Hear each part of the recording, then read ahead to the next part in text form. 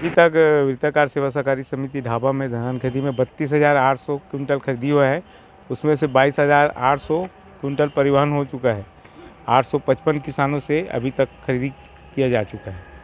Truck चालकों का हड़ताल है, उससे परिवहन पे नहीं, उनसे हमको कोई फ़र्क नहीं पड़ा। हमारा अभी मिलर उठा रहे हैं और यहाँ वृत्ताकार सेवा सहकारी समिति ढाबा में परिवहन की बहुत आवश्यकता है।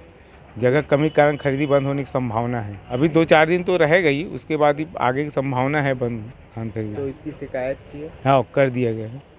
शुभ नाम बताओ। भूपेंद्र सिंह देशमुख, समिति प्रबंधक ढाबा।